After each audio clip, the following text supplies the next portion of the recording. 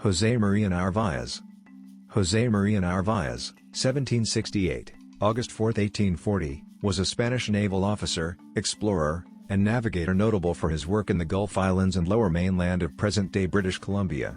In 1791, as commander of the schooner Santa Saturnina, he led the first European exploration of the Strait of Georgia, including a landing on present-day British Columbia's Sunshine Coast. He also entered Burrard Inlet, the site of present-day Vancouver, British Columbia. Early career. Narváez was born in Cádiz, Spain in 1768. He was admitted to the Royal Naval Academy for Midshipmen in 1782. Within the year, he was at sea and engaged in naval combat. In 1784 Narváez was sent to New Spain, where his first station was at Havana. For 3 years he served aboard supply ships working the ports of Veracruz, New Orleans, Matanzas, Campeche, Roatán, and Trujillo.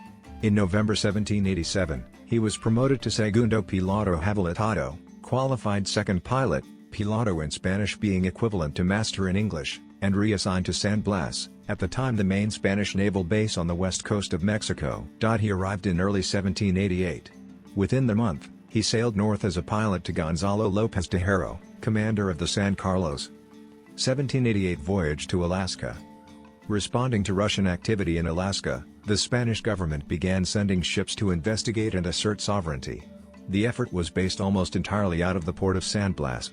In March 1788, 2 ships were sent north on reconnaissance, Princesa Real, under Esteban José Martínez, and the San Carlos, under Haro. Narváez sailed aboard the San Carlos as Haro's pilot. The ships arrived at Prince William Sound in May. Evidence of Russian fur trading activity was discovered soon after. In June Haro sailed the San Carlos west to Kodiak Island. The Spanish traded with a number of natives, who came to the ship in 12 canoes. The natives had slips of paper with Russian writing, apparently vouchers for payment, which Haro acquired by trade. He wanted the indisputable evidence of Russian commercial activity in the region. On June 30, 1788, Haro sent Narváez in a longboat to investigate a Russian post at Three Saints Bay, Kodiak Island. Narváez found the post, becoming the first Spaniard to make contact with a large contingent of Russians in Alaska. The Russian commander, Evstrat Delarove, accompanied Narváez to the San Carlos. The Spanish gave Delarove a barrel of wine and other gifts. After returning Delarove to his outpost, Narváez was given in turn a Russian map of the Alaskan coast, which included the locations of 7 Russian posts, noting they contained nearly 500 men. Delarove also told Narváez that the Russians intended to occupy the port of Nootka Sound, on the west coast of Vancouver Island. After Narváez's return to the San Carlos, Haro and crew sailed east to rejoin Martínez at Sitkinak Island. Using the information acquired by Narváez, the expedition sailed southwest to investigate Unalaska Island, where there was a large Russian post under the command of Potap Kuzmich Zayakov. Martínez arrived on July 29, Haro on August 4. Martínez and others went ashore and stayed at the post. He gave the Russians a supply of food and wine. Zayakov gave Martínez 3 maps covering the Aleutian Islands and confirmed that the Russians planned to take possession of Nootka Sound the next year. Prone to bouts of abusive aggression, Martínez had continuing problems with his officers and sailors, including Haro and Narváez. While at Unalaska, Martínez had Haro temporarily arrested, during which time Narváez was in command of the San Carlos. Haro was restored to his command before the expedition left Unalaska on August 18, 1788. Within 3 days, the 2 ships broke off contact and sailed south separately. Haro's orders were to rejoin Martínez at Monterey, California. On the way Haro, with support from Narváez and the other pilots, declared his ship no longer under Martínez's command. They sailed back to San Blas on their own, arriving on October 22, 1788. Martínez, who spent a month in Monterey waiting for Haro, did not arrive at San Blas until December, where he found himself faced with charges of irresponsible leadership. Nevertheless, Martínez regained favor and was placed in charge of a new expedition to occupy Nootka Sound before the Russians. 1789 Expedition to Nootka Sound. Despite the bitterness between Martínez and Haro, the two were ordered to sail together in 1789 to take possession of Nootka Sound. Narváez again served as Haro's first pilot and second in command on the San Carlos. The 2 ships set sail from San Blas on February 17 and arrived at Nootka on May 5, 1789. 3 merchant ships were already there, 1 English and 2 from the new nation of the United States. 3 more English ships arrived during the summer, one of which was the Northwest America, built by John Mears at Nootka Sound the previous year. In his effort to assert Spanish sovereignty, Martinez seized the ship. On June 21, Martinez dispatched Narváez in the captured Northwest America, renamed Santa Gertrudis La Magna, and later Santa Saturnina, to explore 3 inlets south of Nootka Sound, Clayoquot Sound, Barkley Sound, and the Strait of Juan de Fuca. Narváez sailed more than 25 leagues, about 65 miles, 105 kilometers, into the Strait of Juan de Fuca. By this time only a few non-natives had entered the strait, and none as far as Narváez. By early July he was back at Nootka Sound. His report to Martinez recommended Port Renfrew as a good anchorage. While Narváez was away, Martinez performed an elaborate ceremony of possession at Nootka. Soon after he fought a brawl with the British captain James Colnett, had him imprisoned, and seized several English ships and their crews. These events escalated into a major international crisis. Martinez forced a group of captured Chinese workmen to construct Fort San Miguel and other structures. Shortly after Narváez returned in July, Martinez captured a newly arrived English ship, the Princess Royal. This led to an incident in which the Spanish shot and killed Nuchanulf, Nootka, Chief Calicum, son of Chief Maquina. Martinez believed that the Strait of Juan de Fuca was the entrance of the legendary Northwest Passage and of great strategic importance. On July 27, Martinez placed Haro and Narváez in command of the San Carlos and the captured Princess Royal and sent them back to San Blas with the news. They arrived by the end of August, 1789. In October, Martinez completely evacuated Nootka Sound and returned to San Blas with the prisoners and captured ships. 1790 Reoccupation of Nootka. In late 1789 a new viceroy took charge of New Spain, Juan Vicente de Guimes Padilla Horcasitas. Together with Juan Francisco de la Bodega y Cuadra, the naval commander of San Blas, Horcasitas made great efforts to enhance Spain's power in the Pacific Northwest. He sent another expedition to reoccupy Nootka Sound. Cuadra loaded all the artillery he could find on the frigate Concepcion, the San Carlos, and the captured English Princess Royal, which was renamed Princesa Real. Francisco de Liza was given command of the Concepcion and the expedition as a whole, and was appointed commandant of Nootka. Salvador Fidalgo was in command of the San Carlos, and Manuel Camper of the Princesa Real. Martinez, now out of favor, went along as an unranked officer with no responsibility. Eliza's 3 ships sailed from San Blas on February 3, 1790. In early April 2 more frigates joined the fleet, the Princesa under Jacinto Camaño, with Narváez as pilot, and the Aranzazu under Juan Bautista Matute. This was the largest Spanish force sent northward up to that time. Eliza arrived at Nootka on April 4, 1790, and found no ships present. The Nuchanulf natives, alienated by the events of the previous summer, had moved to a more secure location. After reoccupying Fort San Miguel and other buildings, Eliza dispatched 2 exploration expeditions. Fidalgo explored northward to Alaska on the San Carlos, while Camper, with Lopez de Haro and Juan Carrasco as pilots, explored the Strait of Juan de Fuca with the Princesa Real. Both ships were unable to return to Nootka and instead sailed to San Blas. Eliza would not learn of their discoveries until the following year. After these ships had left Camaño and Narváez arrived on the Aranzazu. He would remain under Eliza's command for the next 2 years, participating in various voyages of exploration. 1791 Explorations. By early 1791 several more ships and people had arrived at Nootka, along with instructions from Cuadra to Eliza proposing further exploration of the Strait of Juan de Fuca. On May 4, 1791, Eliza set out in the San Carlos with the pilots Juan Pantoja and José Antonio Verdilla. The latter had apprenticed under Narváez in 1788 and 1789. The San Carlos was accompanied by the schooner Santa Saturnina, nicknamed La Horcasitas. It was originally the Northwest America, built by Mears at Nootka. Narváez commanded the Santa Saturnina, with the pilot Juan Carrasco. The schooner was about 33 feet long on the keel and of shallow draft. She had 8 oars and carried about 20 days' supply of food. In addition, the San Carlos carried a longboat 28 feet in length with 13 oars. The expedition first stopped at Clayoquot Sound, staying for about 2 weeks.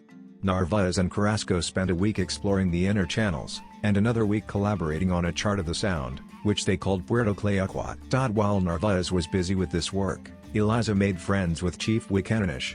Eliza wrote that he was honored with a dance of over 600 young men. Eliza also reported that there were 5 large indigenous settlements in Clayoquot Sound, each with over 1,500 inhabitants. The largest, which Eliza called Gakananich after its chief Wikananish, had over 2,500 people. In late May, Eliza, on the San Carlos, sailed into the Strait of Juan de Fuca to Esquimalt. The Santa Saturnina spent several weeks exploring Barkley Sound. The two ships rejoined at Esquimalt on June 14, 1791. In the Santa Saturnina, Narváez and Carrasco explored the inner channels of Barkley Sound, which they called Puerto de Boca Carrasco, and drafted a chart. According to Eliza's summary report of the voyage, Narváez saw 5 large settlements with warlike and daring inhabitants.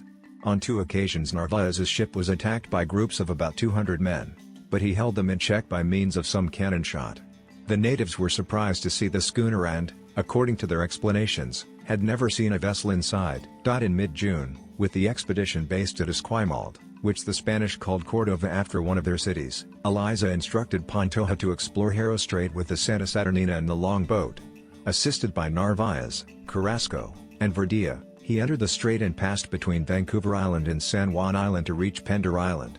Noticing several openings leading west and 2 leading east, they decided to investigate the larger of the 2 eastern ones, today called Boundary Pass. On June 15, 1791, they weighed anchor and sailed east along the southern shore of Pender Island and Saturna Island before entering a grand and extended canal, the open water of the Strait of Georgia, which they named Canal de Nuestra Señora del Rosario, Canal of Our Lady of the Rosary. This was the first time Europeans had seen the Strait of Georgia.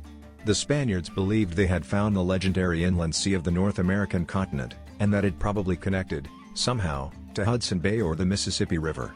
They spent the night anchored at Patos Island. The next day they sailed east to the vicinity of Lummi Island and the northern end of Rosario Strait. Out of food and exhausted, they returned the way they had come. With crew having to row against the wind, the longboat arrived at Esquimalt on June 24, and Narváez in the Santa Saturnina the next day.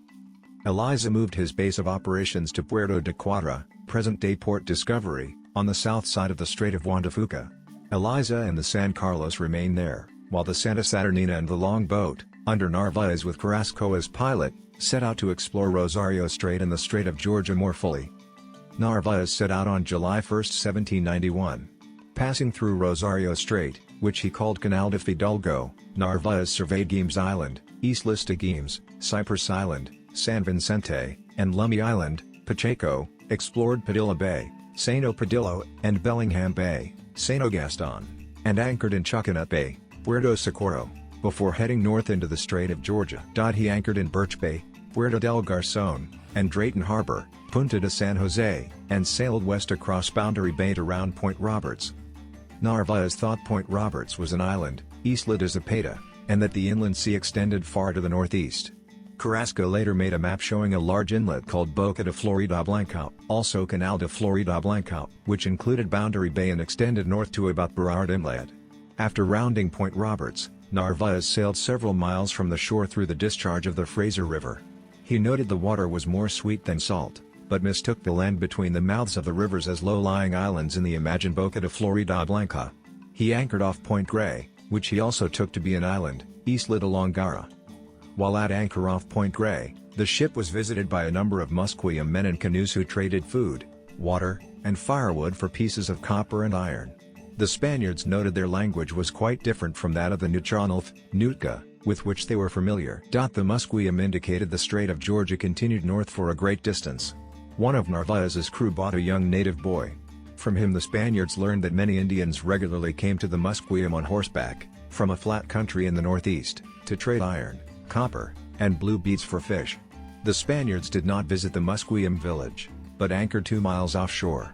There they collected water from a large river, probably the north arm of the Fraser River. Narváez sailed some distance into Burrard Inlet, today the harbor of Vancouver. Carrasco's map shows not only the Musqueam village at Point Grey but another settlement at Point Atkinson, Punta de la Bodega, and another on the entrance to Howe Sound, Bocas del Carmelo, near present-day Horseshoe Bay. Narváez continued north along the Sunshine Coast, anchoring off Mission Point in Seashelt and off Thormanby Island along the way, then rounded Texada Island before crossing to the west side of Georgia Strait and sailing past Hornby Island and Denman Island. His party named Nanaimo Harbor Bocas de Winthawissen. Sailing along Galiano Island and Valdez Island, Narváez noted and named Porlier Pass. Today's version is anglicized. Narváez returned to Port Discovery on July 22, 1791. At the start of his voyage, Narváez had passed by Admiralty Inlet, Ensenada de Camaño, the entrance to Puget Sound. He planned to explore it upon return, but was running out of food by then and so returned directly Eliza's San Carlos in Port Discovery. Once resupplied with food from the San Carlos, he could have explored Puget Sound, but Eliza was eager to return to Nootka. The Spanish missed the opportunity to preempt British exploration of Puget Sound, which took place the following year under George Vancouver. Eliza was impressed by Narváez's report on the size and nature of the Strait of Georgia.